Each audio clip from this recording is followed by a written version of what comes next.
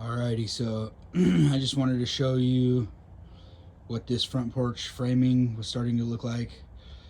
This is a basic design, but this is how I design my stuff. Got my little stair drops right here, and I can put a piece of ledger right there. And then I can screw whatever I need to or bolt whatever I need to, even though this is just going to be a box frame step. But I can screw down to the concrete, and then I can screw right to that ledger, right? And I can put solid blocking because she wants a grippable handrail on both sides. Bam, bam, right? So it'll just be a little chunk just to, again, assistance, just stepping up, right? White aluminum picket infills going here all the way around. I like to use these H1s. That's going to be my joist to beam connection. They actually make your framing super duper solid, right? Before I even had rim out here, you couldn't even flex these back and forth, so they don't move. See that? So that's how I do it. And then this chunks here, this is because I know that there's going to be a surface mount post that goes right here, so I need that there, right? Same thing, middle, end. And then over here, that's a scrap chunk of beam that we had and we put it in there. That makes it super stiff, super solid on the outside. Gives us something to bolt our surface mount post to. And it also is going to be our picture frame, right? But again, that's how we're doing it. Okay. Again, H1s. If you look under here, we replace this post. We put real footings down here. We got chunky hardware there. We got our 4x4 post here. We got our 4x10 beam here, right? This side over here is taller, so we went ahead and poured the beam, wrapped it with some tape, you see that? And poured the beam right in the concrete, so that's our support on that side. Then we lagged through, angled them, so we could miss the bracket, right? So we angled them right through here in the beam, just barely missed the bracket, boom. Same thing here, bam, bam. And then also sent some through the front, which these ones we angled them not to miss the bracket, but because the screws are kind of long, you don't want them to poke out the side, right? Because I had 8-inch screws for that. So we sent them through at an angle so they don't poke through. Same thing over here.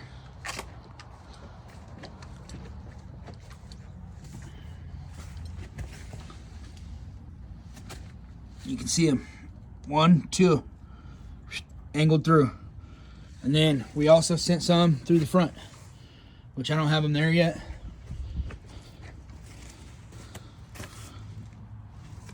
Looks like we temporarily removed that one, but we're putting them through the front, right?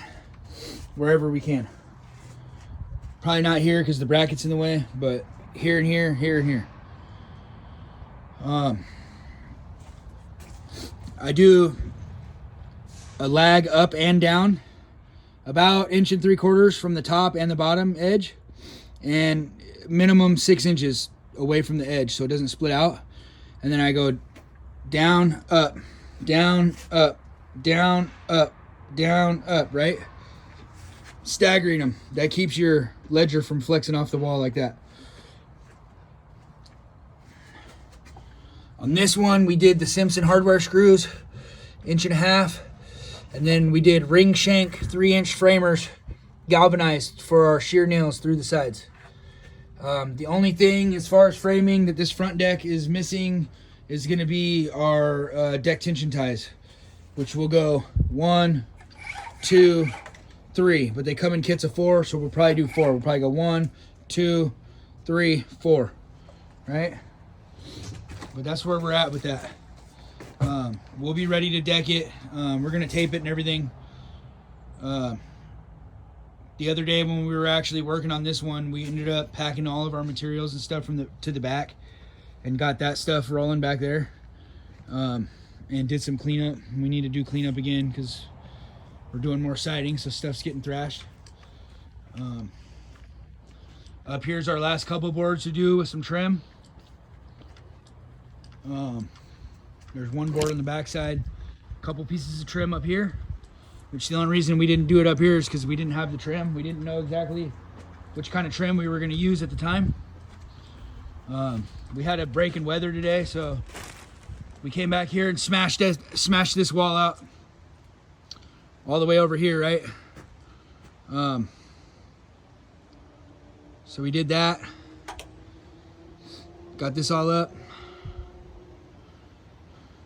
We went with a little bit wider trim on this one, right? That's 4/4 by 4 trim, or 1 by 4 trim. Deck ledger set. And for some reason we inched ourselves on this post, so we got to trim that down. But you can see, right, level. This is not going to be the beam. We brought an extra piece of cedar we had laying around so we could save this customer a couple bucks, not having to buy an extra piece of cedar for one post, right? So I'm kind of a pack rat, so I keep bits and pieces of leftover materials at my house just in case there's a repair or something. You know, if a prior customer hits me up and they need a repair, you know, whatever, tree branch falls through something or whatever the case may be, something gets scratched, I usually will have an extra couple pieces of material laying around. Anyways, that's where we're at. Same thing over here. There's literally one board left to put up right there, and then trim, and then this has like a vinyl casing that goes around it, so we need to put that back up and then respray it with fire foam.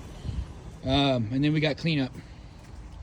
The last order we need to do here is for the rail, which I was still working on the drawing, so I'll be done with that tonight and I'll send it in, and then we can send that off to the rail company and they'll get us a quote back on the railing. But that's pretty much it. That's going to be the last order probably that we're doing for this job. And like I said, as you can see, we have all our framing material here. We'll get this deck framed up tomorrow and then hopefully start decking both of them. So sometimes, you know, when you end up with that nicer weather, we were kind of waiting to do this siding up here. Again, we're not afraid of the rain, but it just makes a crazy mess cutting the hardy board in the rain, right? The dust sticks to everything, so it kind of sucks. So we were just avoiding it because we could, because there was other stuff to do here. So same thing when we're doing jobs for other companies. Sometimes we'll be doing the siding and the deck for them or something, and if it's raining, I'd much rather frame than side. So what we'll do is we'll frame the deck while we're waiting for the rain to go away. You know, obviously, if it's just going to be dumping, we got to get it done and make money no matter what. But when we can, right, we try to hide from the rain. Anyways, I just wanted to show you guys a good progress report of where we were at. Again, this particular house, this is our customer that we're dealing with. We're doing the designs for the decks. We're doing the permit submittals. We're going to be doing the paint in the spring. Sorry.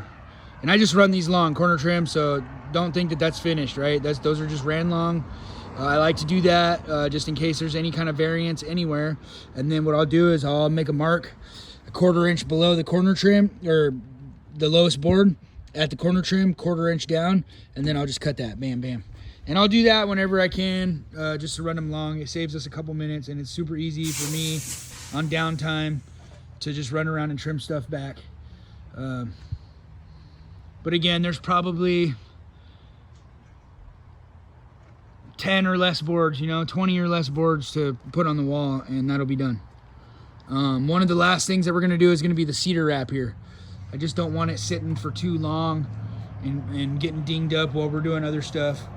So we'll do that last, because we're gonna do cedar post wrap and beam wrap up there to give it a nice clean transition from that to the white later on. And like I said, you can see up here, there's new can lights up there, and everything's good to go, right? Looks nice and clean, nice cedar T&G. This is going to be 2-tone right here, so it's going to be a darker clamshell gray, and then the infill on it I think is going to be Island Mist or something like that.